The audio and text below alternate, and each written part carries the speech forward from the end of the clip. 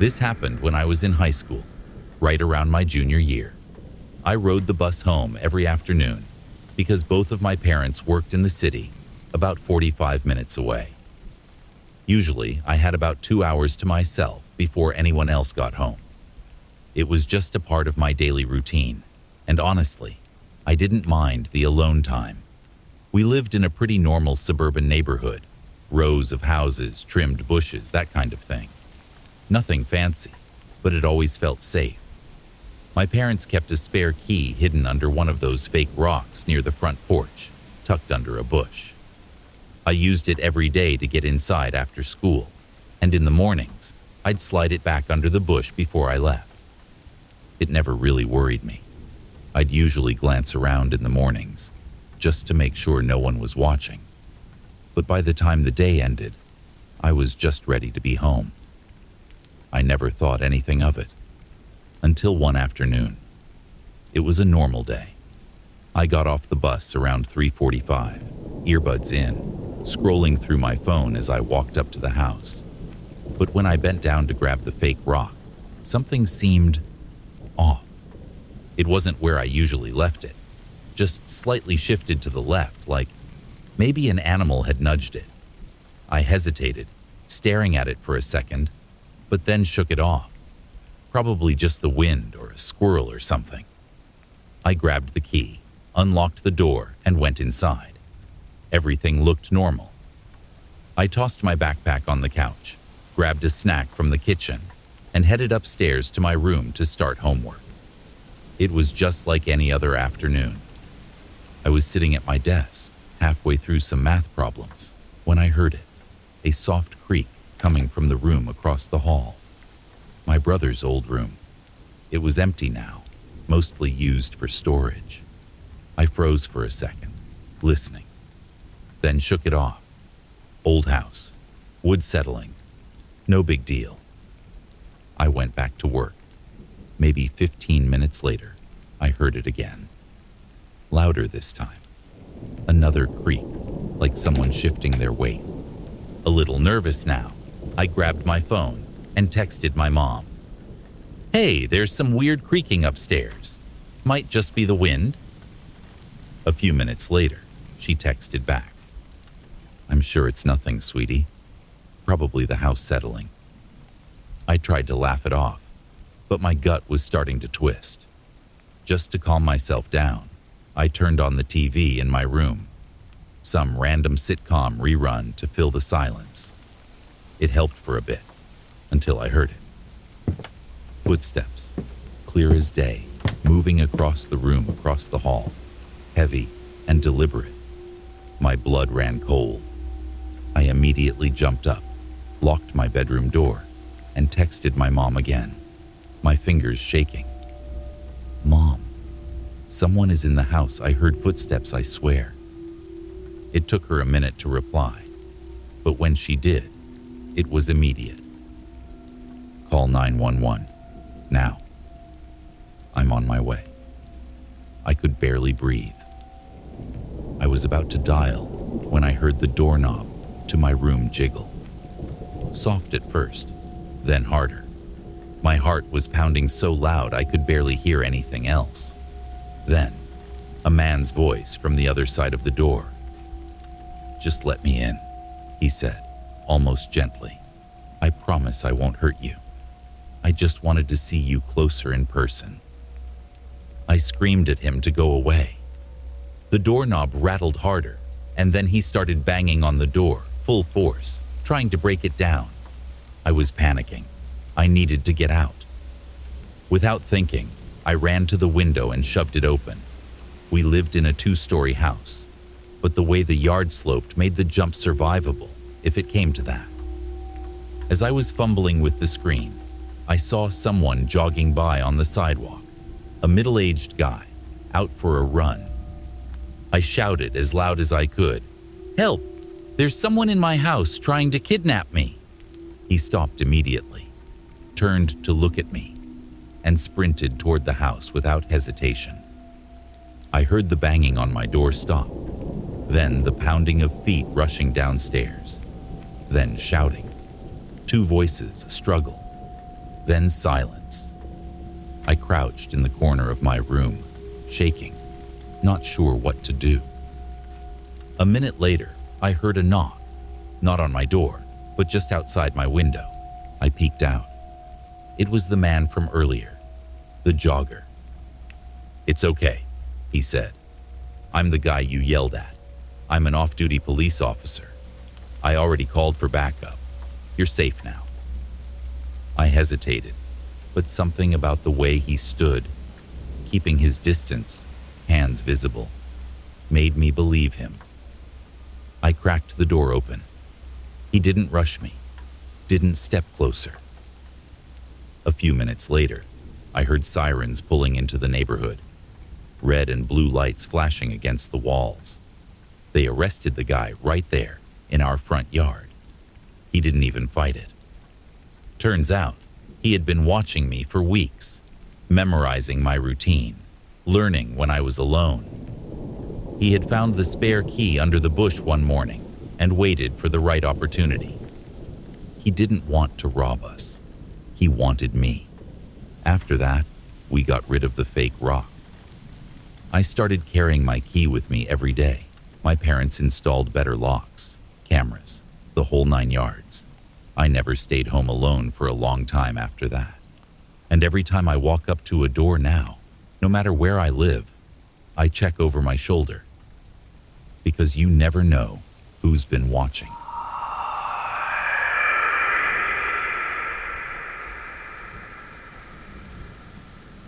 This happened about 2 years ago, right before everything in the world started getting a little crazier. I'm a father of 2, married, and at the time we lived in a really nice gated community on the nicer side of town.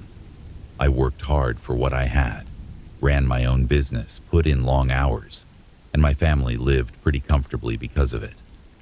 That year, we had planned a family vacation to the Bahamas. It was supposed to be a full week away. Just me, my wife, and our 2 kids. But a few days before the trip, something came up at work. Something big enough that I couldn't ignore it. I hated to bail, but my wife and kids deserved the break, and I figured I'd just stay home and catch up on some things while they were away. The first 2 days were completely normal. Work, dinner, a beer or 2, bed. Nothing exciting. Then, the 3rd day happened. Around noon, I got a notification from my security cameras. I opened the app and saw a black van parked out front. It was labeled Security, complete with the logo of our neighborhood patrol. 2 guys in full security uniforms got out and walked up to my door. They didn't knock. They just kind of peered inside, then slowly walked the perimeter, checking windows. It weirded me out, but before I jumped to conclusions, I called the neighborhood security office. They answered right away and confirmed there were routine security checks happening that day. Said not to worry about it. So, I didn't. I drove home that evening like normal, pulled into the garage, and didn't think twice about it. Grabbed a beer, settled into the couch to watch TV, and later headed up to my master suite for the night. House was quiet, doors locked, alarms set. Around 2 a.m., I woke up to the sound of a car outside. I figured it was nothing, maybe a neighbor pulling in late. But habit made me reach for my phone to check the cameras. Nothing loaded. I tried again. Same thing. No signal. That's when I noticed the lights in my bedroom weren't working either. In fact, none of the lights were. Power was out. That uneasy, gut-twisting feeling set in fast. I crept over to the window, careful not to make noise, and peeked out through the blinds. The same black security van was parked out front, except this time, the vibe was completely different. 6 men, 6, climbed out of the van, all wearing tactical-style security outfits. They moved fast, but methodically, like they knew exactly where they were going. 4 of them headed for the back of the house, 2 stayed near the front. That's when I knew. This wasn't a check. This wasn't a random burglary. This was a heist. I immediately grabbed my shotgun from the closet and checked that it was loaded. I tried calling the security office again, but realized fast that I had no signal. They must have had a jammer running from the van, killing cell signals and cutting Wi-Fi dead. I was alone. No power, no backup, no way to call for help. I could hear them moving around downstairs, not ransacking, moving precisely, like they knew exactly what they were looking for. They weren't flipping over couches or busting things open. They were collecting. And I knew, sooner or later, they'd be headed for the master bedroom. Because that's where the safe was. That's where the real valuables were. My watches, my wife's jewelry, the things worth far more than what they could grab downstairs. I positioned myself just inside the bedroom door, shotgun aimed straight at it. I heard boots on the stairs, heard them talking in low, clipped voices, heard one of them pause just outside my room, then a voice through the door. Wait, I've got heat signatures on the other side. Someone's in there. They had thermal goggles. My blood went ice cold. These weren't amateurs. These were professionals. I could hear them conferring outside the door, whispering. Finally, one of them called out, "You're outnumbered, outgunned. Hand over the contents of your safe and this can be easy. Nobody has to get hurt." I didn't answer right away. My hands were shaking, but I forced myself to breathe steady. I knew I had maybe one shot to rattle them. I stepped aside from the door, aimed where I thought chest height would be, and fired around, straight through it. There was chaos immediately. Shouts, a thundering of boots retreating back down the hallway. Then a spray of automatic fire ripped through the door and the drywall around me. I dove behind the bed, heart pounding in my throat. I heard someone yelling in pain. "He's hit! Come on, it's not worth it, move!" Footsteps pounding down the stairs, doors slamming, engine roaring to life. I crept to the window just in time to see the van peeling out of the driveway, taillights disappearing into the night. They had gotten away with a few duffel bags of valuables, paintings, electronics, expensive decor. But they didn't get the safe, and they didn't get me. Once the signal came back, I called real security, then the police.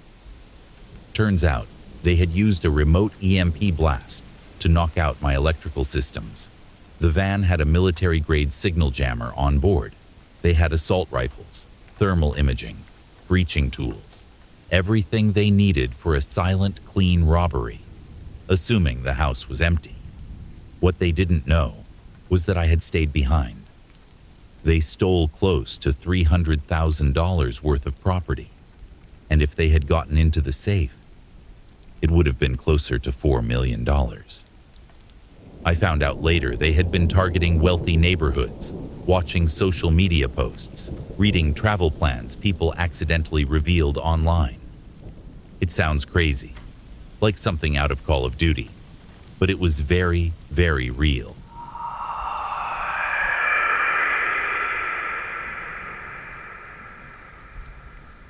This happened when I was 22, during my last year of college.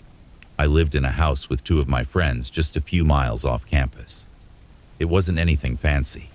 3 bedrooms, a beat-up kitchen, old pipes that knocked when it got cold.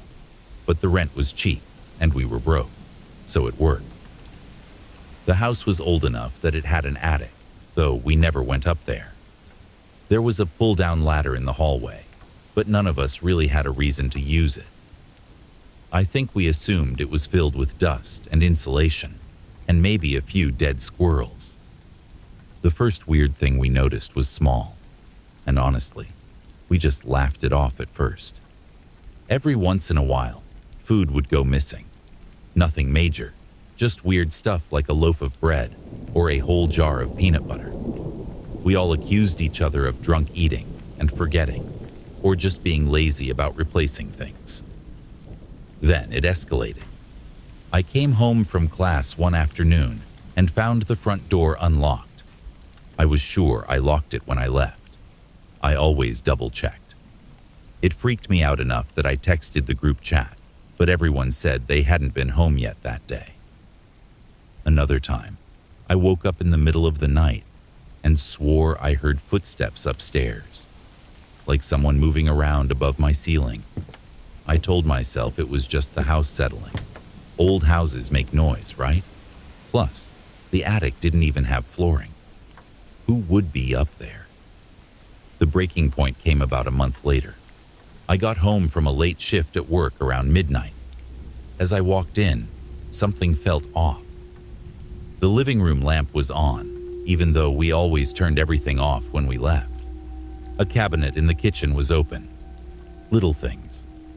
I went into my room, locked the door behind me, like I always did when home alone, and sat on my bed, scrolling on my phone. That's when I heard it. A soft thud from somewhere above my room. Then, a faint creak. I sat there, heart racing, phone in hand. After a few seconds of silence, I convinced myself it was nothing and laid down. Then I heard the ladder to the attic creak, just slightly, just enough to realize someone was moving it.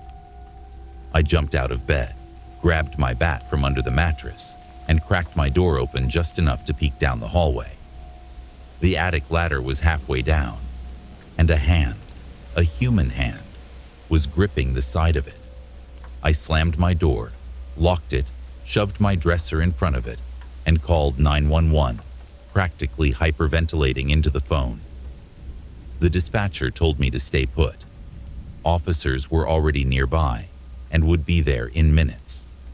I could hear movement above me, scraping, scrambling, like someone trying to move fast without making noise.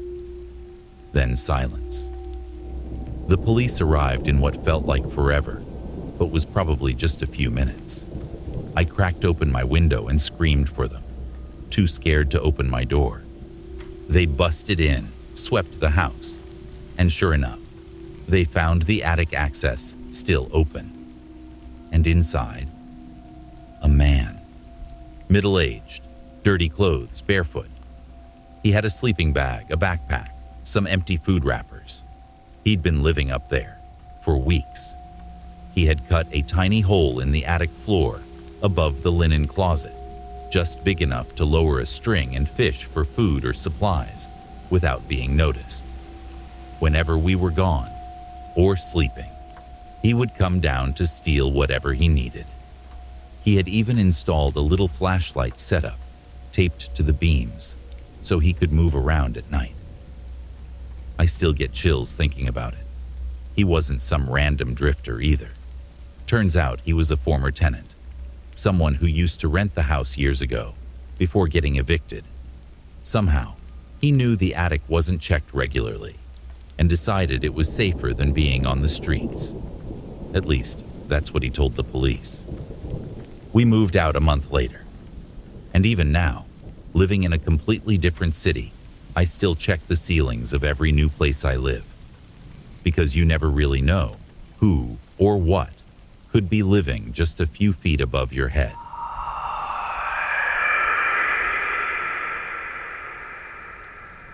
Thanks for stopping by the channel. We hope you enjoyed these 3 truly terrifying stories. If you want to hear more just like this one, subscribe to our channel and turn notifications on so you can be reminded when we post a new long-form video every Tuesday at 10 a.m. If you have a story you'd like to hear read on the channel, email it to us at officialnightmarenarratives@gmail.com, and you might just hear your story read in a future episode. Thanks again for listening, and stay spooky, friends. We'll catch you in the next one.